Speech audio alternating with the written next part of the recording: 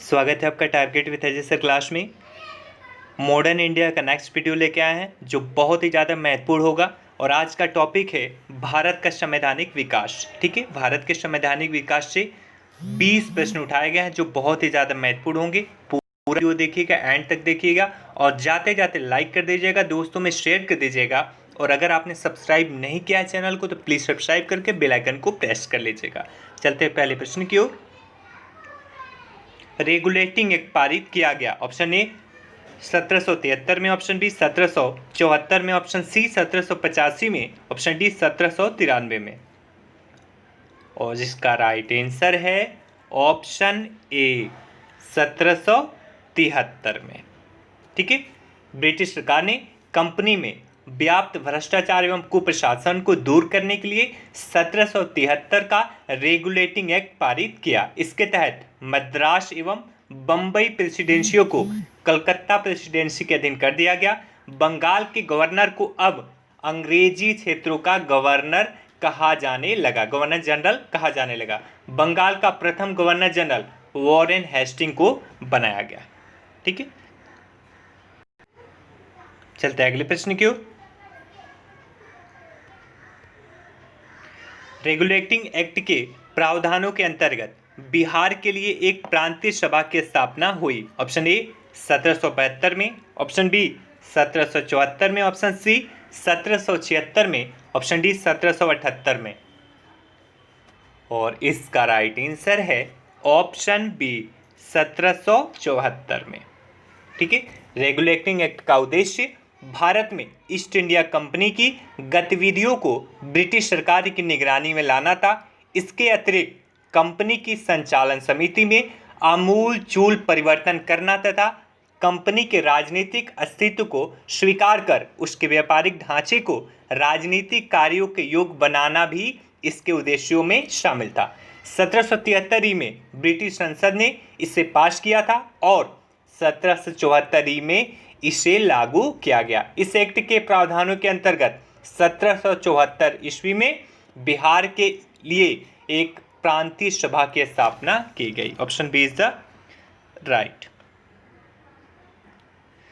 निम्न में से किसके अंतर्गत भारत में सर्वप्रथम सर्वोच्च न्यायालय की स्थापना हुई? ऑप्शन ए रेगुलेटिंग अधिनियम 1773, ऑप्शन बी चार्टर अधिनियम 1853, ऑप्शन सी भारत सरकार अधिनियम 1935, ऑप्शन डी भारतीय संविधान अधिनियम 1950। बहुत ही आसान प्रश्न है और इसका राइट आंसर है ऑप्शन ए। बहुत ही आसान प्रश्न है। रेगुलेटिंग अधिनियम 1773 के अंतर्गत 1774 में सर्वोच्च न्यायालय की स्थापना किए गए थे। ठीक है, किया गया था। कहाँ पे? कलकत्ता में। चलते हैं अगले प्रश्न की ओर। और इसमें एक मुख्य न्यायाधीश और 3 अन्य न्यायाधीशों की व्यवस्था थी। ये भी प्रश्न पूछता है किसमें कुल कितने न्यायाधीश थे? तो कुल 4 थे, एक मुख्य न्यायाधीश और अन्य 3 न्यायाधीश। ठीक है, इस सर्वोच्च न्यायालय को सामान्य न्यायालय एवं देश के विधि न्यायालय, नौसेना विधि के न्यायालय तथा धार्मिक न्यायालय के रूप में कार्य करना था। यह उच्चतम न्यायालय 1774 में गठित किया गया और एलिजा इम्पे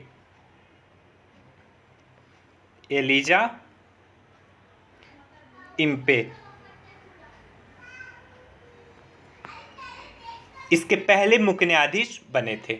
चलते हैं अगले प्रश्न की ओर। एलिजा इम्पे याद रखिएगा।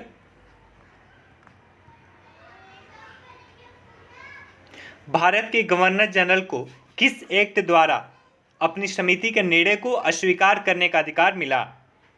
ऑप्शन ए 1773 का रेगुलेटिंग एक्ट, ऑप्शन बी 1784 ईस्वी का Pitt's India Act, option C 1786 ईस्वी का एक्ट, ऑप्शन डी 1813 ईस्वी का एक्ट। और इसका राइट आंसर है ऑप्शन सी 1786 ईस्वी का एक्ट। ठीक है, 1786 ईस्वी में एक अधिनियम ब्रिटिश संसद के सम्मुख इस भावना से रखा गया ताकि कॉर्नवालिस को भारत के गवर्नर जनरल का पद स्वीकार करने के लिए मना लिया जाए। वह गवर्नर जनरल तथा मुख्य सेनापति दोनों की शक्तियां लेना चाहता था।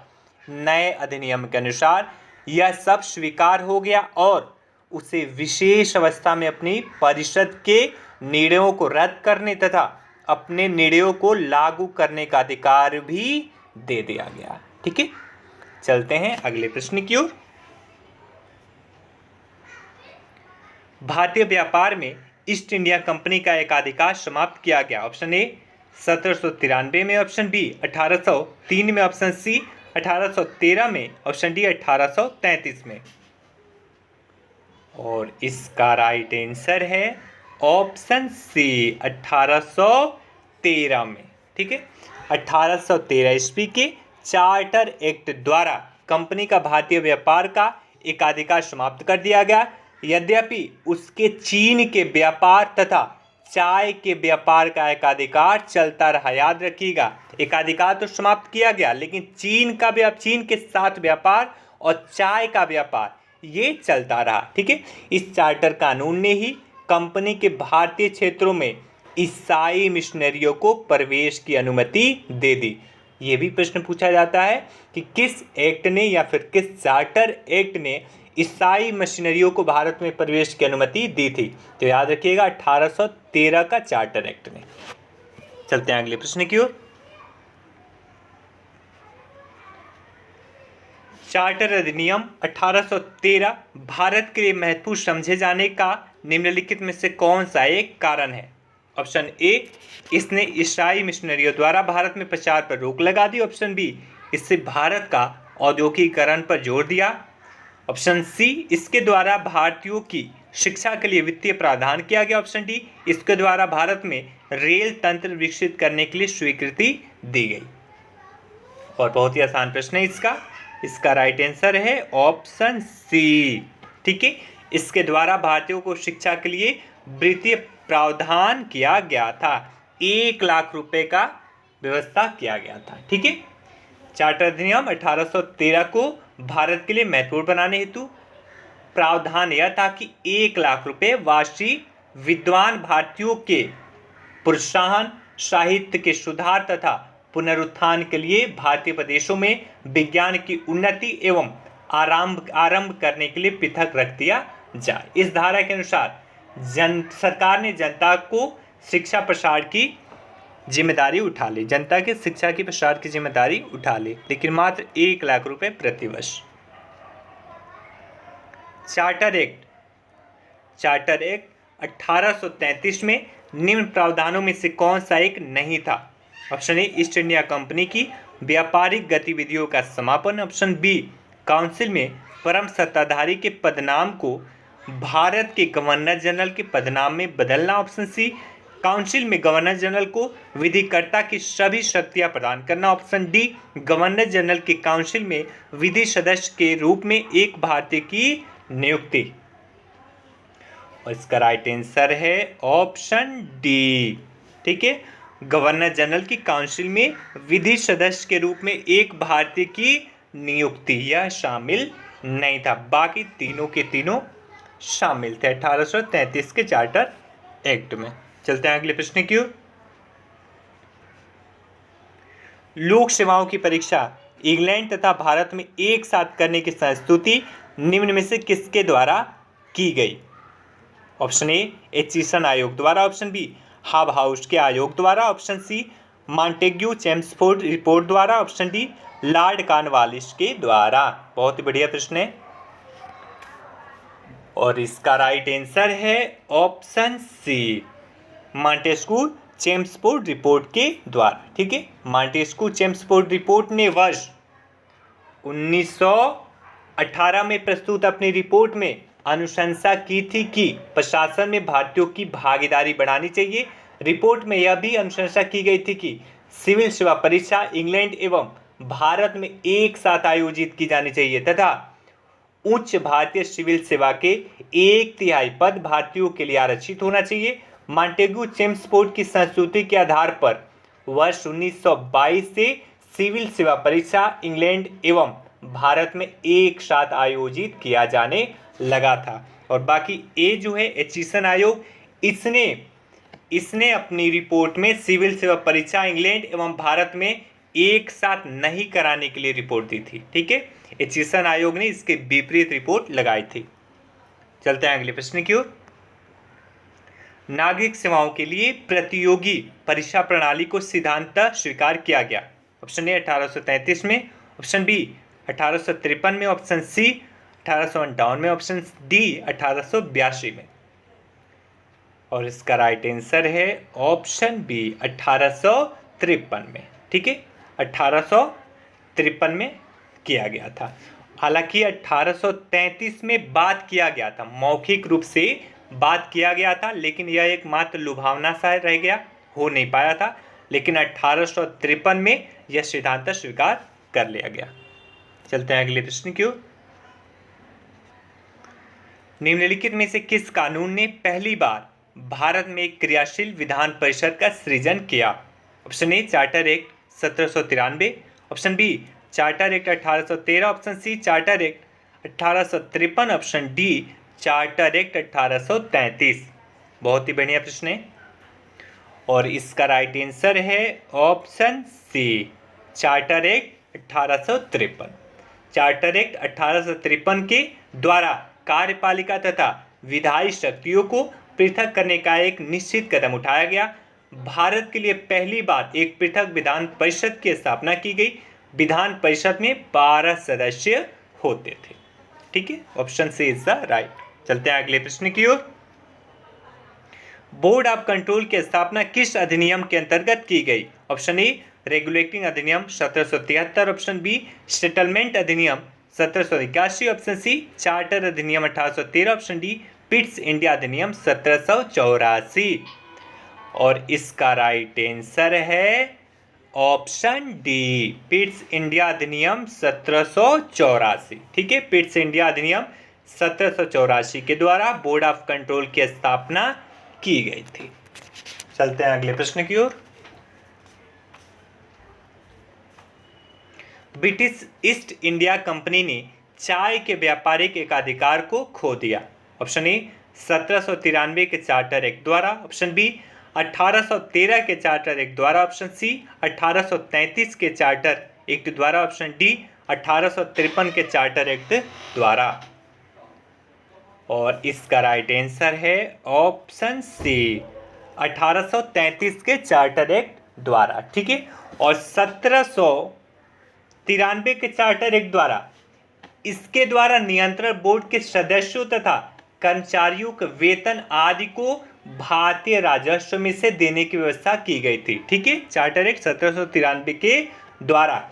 और 1813 ईस्वी के चार्टर अधिनियम में दो प्रावधान मुख्यतः किए गए थे। पहला प्रावधान, कंपनी के अधिकार पत्र को 20 वर्षों के लिए बढ़ा दिया गया। ठीक है, और दूसरा, कंपनी के भारत के साथ व्यापार करने के एकाधिकार को छीन लिया गया, लेकिन उसे चीन के साथ व्यापार और पूर्वी देश के साथ चाय के व्यापार के संबंध में 20 वर्षों के लिए एकाधिकार प्राप्त रहा। ठीक है, ये 1813 में किया गया था और बाकी 1833 एक्ट के द्वारा ब्रिटिश ईस्ट इंडिया कंपनी के चाय के अधिकार को खो दिया। चलते हैं अगले प्रश्न की ओर। 1853 अभी हमने ऊपर बताया ही था। निम्नलिखित कथनों पर विचार कीजिए। फर्स्ट है, चार्टर एक्ट 1853 के द्वारा ईस्ट इंडिया कंपनी के भारतीय व्यापार के एकाधिकार को स्थापित कर दिया गया। सेकंड है, गवर्नमेंट ऑफ इंडिया एक्ट 1858 के अंतर्गत ब्रिटिश संसद ने ईस्ट इंडिया कंपनी को पूर्णतः समाप्त कर भारत में सीधा शासन करने का उत्तरदायित्व ग्रहण कर लिया। बहुत ही आसान प्रश्न है और इसका राइट आंसर है ऑप्शन बी। हालांकि क्योंकि अभी हमने ऊपर ही बताया था ये 1853 में हुआ था। ठीक है, 33 में, 1853 में नहीं। और बाकी सेकेंड स्टेटमेंट बिल्कुल सही है। ठीक है, option B is the right. निम्नलिखित में किस एक्ट के द्वारा भारत के गवर्नर जनरल को अध्यादेश जारी करने की शक्ति प्रदान की गई, ऑर्डिनेंस जारी करने की शक्ति प्रदान की गई? ऑप्शन ए चार्टर एक्ट 1833 द्वारा, option B Indian Council Act 1861 द्वारा, option C Indian Council Act 1892 द्वारा, option D Indian Council Act 1909 द्वारा। और इसका राइट आंसर है option B. Option B is the right. Indian Council Act 1861 के द्वारा governor general को अध्यादेश जारी करने की शक्ति प्रदान की गई और ये अध्यादेश अधिकाधिक 6 माह तक लागू रह सकता था। ठीक है, 6 मंथ तक लागू रह सकता था। वर्तमान में भी ऑर्डिनेंस जो प्रेसिडेंट जारी करते हैं या फिर राज्यपाल जारी करते हैं, गवर्नर, इनकी भी कार्यावधि 6 मंथ ही होती है। चलते हैं अगले प्रश्न की ओर। ब्रिटिश इंडिया के निम्नलिखित में से किस एक अधिनियम ने सामूहिक कार्य संचालन के स्थान पर विभागीय पद्धति द्वारा वायसराय की कार्य परिषद पर उनके प्राधिकार को और बल प्रदान किया? Option A Indian Council Act 1861, option B Government of India Act 1858, option C Indian Council Act 1892, option D Indian Council Act 1909। इसका राइट आंसर है option A Indian Council Act 1861। ठीक है, 1861 के भारतीय परिषद अधिनियम द्वारा वायसराय की परिषद को कानून बनाने की शक्ति प्रदान की गई, जिसके तहत लॉर्ड कैनिंग ने विभागीय प्रणाली की शुरुआत की। लॉर्ड कैनिंग ने भिन्न भिन्न सदस्यों को अलग अलग विभाग सौंपकर एक प्रकार से मंत्रिमंडलीय व्यवस्था की नींव डाली। इस व्यवस्था के अनुसार प्रशासन का प्रत्येक विभाग एक व्यक्ति के अधीन होता था। ठीक है, चलते हैं अगले प्रश्न की ओर। निम्नलिखित में से किस अधिनियम के अंतर्गत भारतीय विधान परिषद को बजट पर बहस करने की शक्ति प्राप्त हुई? ऑप्शन ए भारतीय परिषद अधिनियम 1861, ऑप्शन बी भारतीय परिषद अधिनियम 1892, ऑप्शन सी भारतीय परिषद अधिनियम 1909, ऑप्शन डी भारत शासन अधिनियम 1919। और इसका राइट आंसर है ऑप्शन बी भारतीय परिषद अधिनियम 1892। ठीक है, भारतीय परिषद अधिनियम 1892 के अनुसार विधानमंडलों के सदस्यों के अधिकार 2 क्षेत्रों में बढ़ा दिए गए। पहला था बजट पर उन्हें अपने विचार प्रकट करने का अधिकार दिया गया, यद्यपि इस विषय पर कोई प्रस्ताव रखने तथा सदन में मत विभाजन कराने का अधिकार उन्हें नहीं था। ठीक है, और सेकंड, सार्वजनिक हित के मामलों में 6 दिन की सूचना देकर प्रश्न पूछने का भी अधिकार दिया गया। ठीक है, चलते हैं अगले प्रश्न की ओर। तो ऑप्शन बी इज इसका राइट।